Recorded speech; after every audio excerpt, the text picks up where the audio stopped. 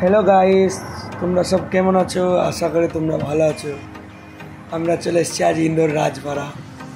তোমরা শেষ পর্যন্ত ভিডিওটা দেখতে থাকো, বহুত এনজয় করেগা তোমরা দেখতে থাকো।